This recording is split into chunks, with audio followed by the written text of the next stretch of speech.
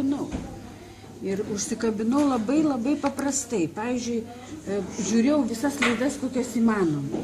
Paskui Donato vyro priprašiau, kad mane nuvežtų į Vilnių. Būtinai. Tai ten atrodo prisipirkau akmenų už tokią didelę sumą. O žinodama, ką perkat, atsiprašau? Nu kaip, pagal astrologiją, tai jau puolėmgi pirkti. Tai bet kad nusipirkom už tos pinigus, tik už saujelę tų akmenukų buvo. Bet paskui kažkaip tai, tas akmuo patraukė, skaičiau, kas papuolė po ranką. Kas papuolė. O paskui, pusės metų bėgyje atsirado parduotuvė. Taip greitai? Taip, žinokit. Tai čia kažkokie stebuklai. Taip, stebuklai. Akmenys griebė. Taip. Tikrai visus griebė. Ir, pavyzdžiui, ką aš pirmus akmenis nusipirkau, tai buvo, jie, vienas į kriauklę įkrito, kitas kažkur pasimetė, jie išsilakstė. Ir aš supratau paskui tik kodėl. O pavyzdžiui, kai atsirado mūsų parduotuvė, tai aš mokiausi Anglijoje, Londone, keletą metų, gilinausi į akmenis, o paskui mokiausi toliau čia Lietuvoje, ne apie akmenis, tai Eurosoma, tai Siūzanva, tai paskui ir kortos, ir kabala, ir daug kažkur mokiausi. Aš, pavyzdžiui, visus 13 metų mokausi, tik šįmet tinginiauju. Bet kažkur irgi mokotės. Taip. Gyvenimo. Aš mokiau, prieš 2 metus dar mokiau kitus žmonės apie akmenis. Bet pas mane kursai labai ilgi ir kantrybės neužtenka žmonėm, bet čia nėra, tai paėmė ir išmokai. Čia tiesiog, kaip aš sakau, turi akmenį ragauti. Jo, ragauti. Ką tai reiškia ragauti? Tiesiog, pavyzdžiui, daleiskim, paėmė akmenį į rankas ir po truputį jį ragauji. Jauti, kaip jis tave veikia, kaip tavo veikia nuotaika, kaip veikia aplinka, kaip veikia tavo pačios emocijos ir tavo gyvenimą. Pavyzdžiui, tokių akmenų yra gyvenime pasitaikė, kad vakar vienas vyrukas sako, koks įdomiausias akmuo?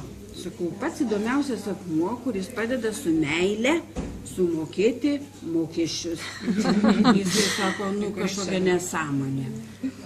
Čia knygoje nebus apie šitą akmenį. Ir dabar neturime pardavime. Bet, pavyzdžiui, iš tikrųjų, kai aš paskaičiau apie tą akmenį, aš net įsižiojau. Nes mano visada tokia, kadangi buvom individuali įmonė, dabar UAB pasidarėm. Tų žmonių nedaug dirba, mūsų apim tikrai nedideli. Tiesiog galvoju, tik įmuši į kasą ir į banką. Į kasą ir į banką, žinai, mokesčio mokėti, ten dar kažkam prekiam įsigyti. Ir taip, ir atrodo, kad nieko ir neuždirbi. Tai galvoju, Dieve mano, kiek galima čia tos mokesčius mokėti, žinai. Tai atkeliavo akmenukas, aš dabar atsipūtus, man nereikia galvoti apie mokesčius. Mokesčius sumoka vyras, ko man sukt galvą. Tai čia vyrai atkeliavo, kaip suprantu. Tai vienu žodžiu. O tai koks pavadinimas vis dėlto akmenuko?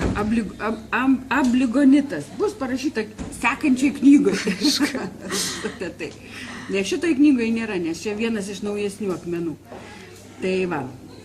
Tai vienu žodžiu, to toks įdomiausias. Bet iš tikrųjų, pavyzdžiui, daleiskim, yra toks dioptazas, mano knygoje aprašytas akmuo. Kai aš jį vadinu didelės materijos, nekilnojamo turto akmuo. Ir, pavyzdžiui, jeigu tu turi neišspręstų klausimų su nekilnojimu turtu, ten, sakykime, dalina, palieka, ten dar kažkokie tai dalykai, kurie trukdo, kad pareitų tas turtas pas tave, tai dioptazas yra tas stūmoklis, kaip aš sakau, kuris pastumė situaciją. Atrodo, situacija be išeities, neįmanoma, tai nei su valdininkais susitart, ne tai, kad susitart, bet neišjudinti. Jo, įstrigę taip, kad niekas neišsijudina. O dioptazas padeda išjudinti situaciją ir per sapną, kaip man atėjo atsakymas. Iškia per sapną, ką daryti konkrečiai. Konkrečiai per sapną atėjo veiksmas, kaip atlikti tą veiksmą, kad tau išsispręstų situacijai. Ir praktiškai, aš, pavyzdžiui, su visais akmenimis miegu.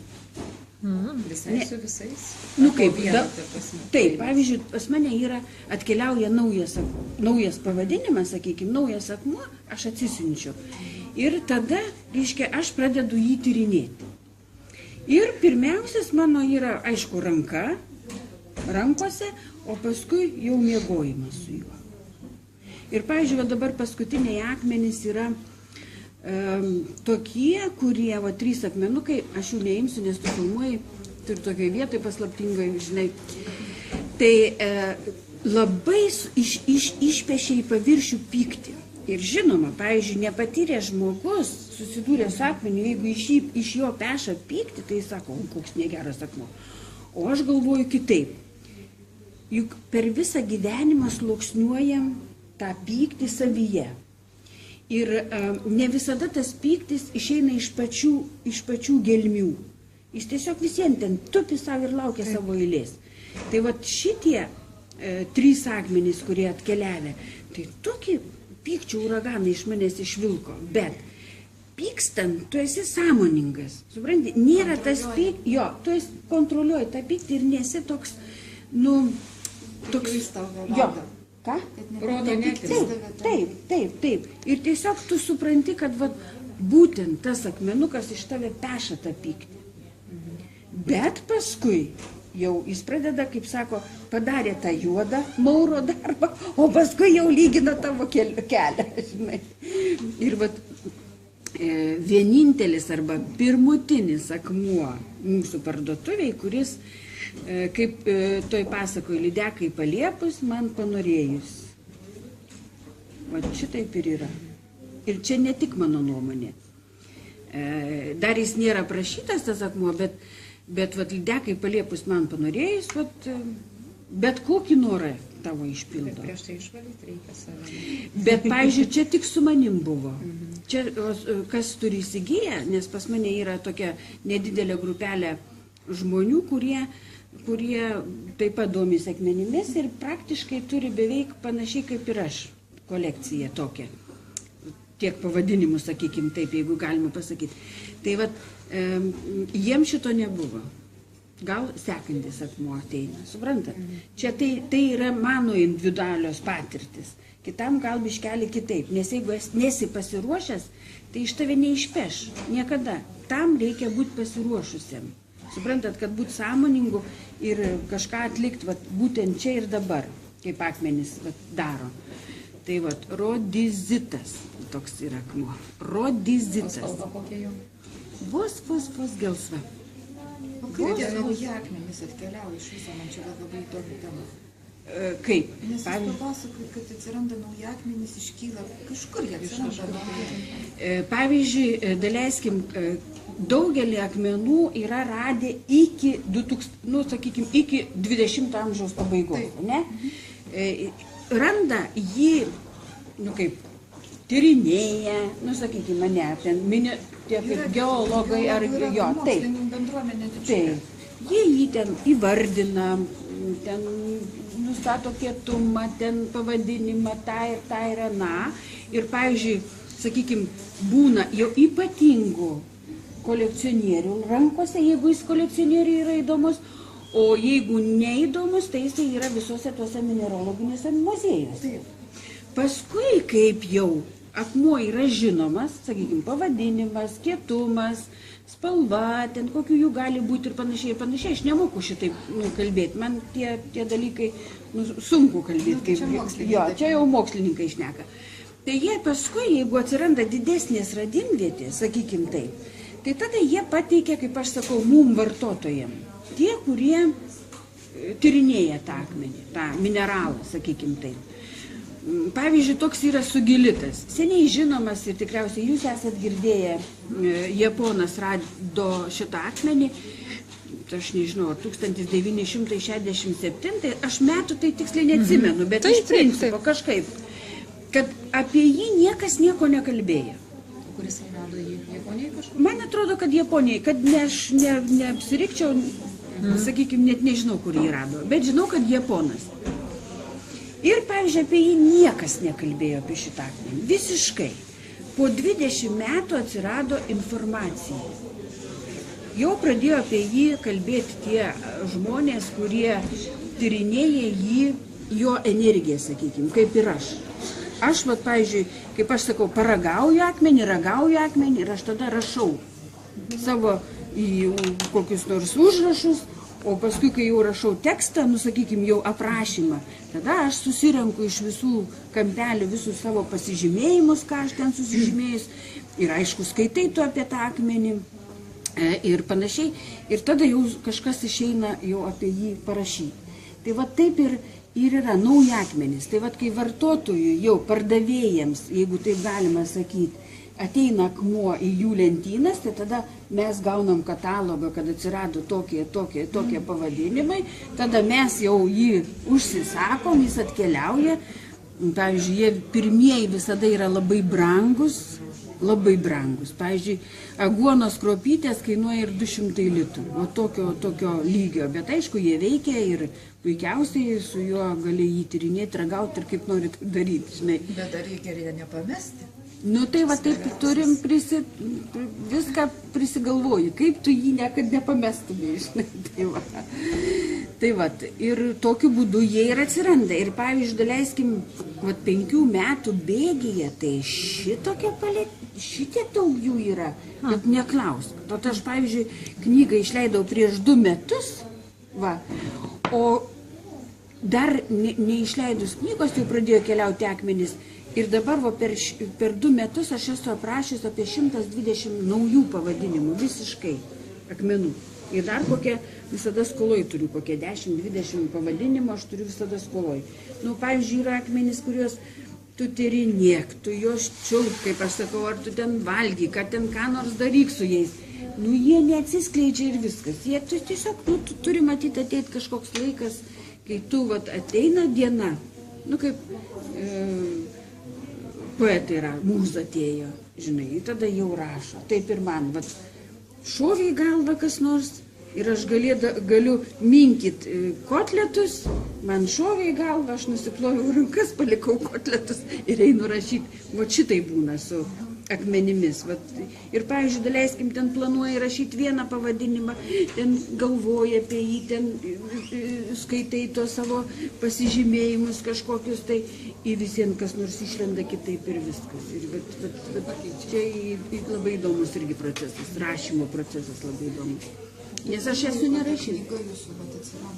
Šita knyga atsirado per 10 metų. Oho. Ja. 10 metų aš čia ją gimdžiau, pagaliau ir pagimdžiau prieš 2 metus. O antra per kiek dabar gal taip ilgai? Nu, aš nemanau, gal kitą metą išleisiu, nes jau visi kutrina mane, nes nėra rasti, kur kaip ir tą rodizitas. Jūs niekur nerasit lietuviškoje, čia lietuviškam internete, jūs nerasit to pavadinimo, todėl kad, nu, jis nežinomas visiškai. Jau reikia eiti į platesnius vandenis apie šitą akmenį ieškoti. Aš, pavyzdžiui, domiuosi literatūrą tik tais iš Amerikos ir iš Anglijos. Ir taip, pavyzdžiui, angliškai nelabai iš Anglijos konkrečiai nelabai domina, nes jinai ten jau nurašyta, nu, sakykime, ne tai, kad nurašyta, bet, nu, kaip čia, kokį žodį pavartoti. Jau matau, kad yra... Archyvas. Ne. Pavyzdžiui, yra tokia... Perrašyta. Nu, ne tai, kad perrašyta, bet jau naudoja frazes, naudoja kažką tai tokio. Jau aš iškart matau. O rusiškos arba ten kitų literatūrų iš vis neskaitau, todėl kad ir vieną ir kitą knygą paskaičiau, tai vienareikšmiškai yra išversta ir išleista. O pristato kaip savo, manęs tai nedomina visiškai ir pagaliau dabar labai mažai, iš vis mažai skaitau, nu, ta prasme, žinai, apie akmenis. Tiesiog ką ištyrinėjai, ką daliniesi su žmonėm, tai tada ir kažkas sugula į tavo tą. Tai taip išeina labiausiai amerikonai tada? Taip, taigi jie nuo 1900 jau dirba su šitais dalykais. Anglijoje taip pat. Rusijai klodai ten turėtų būti iš tikrųjų. Matot, ne klodos esmė. Ne klodose esmė, o tiesiog yra mentalitete tautos ar kur, nes visien kaip mes norim taip sakykim, juk Egiptas turi savo raštą, teisingai prieš kiek tai tūkstančių, o kada rusai turi savo raštą, nu, žinot, čia visien jau, aš čia nukrypau. Ne, tai konkrečiai yra viena rašytoja, kuri rimtai dirba su akmenimis, kuri jinai slepiasi nuo... O Ilgevičienė mūsų irgi? Taip, Ilgevičienė man pačioj pradžiai buvo taip. jo, autoritetas, kadangi kai mažai žinai, tai visi autoritetai yra.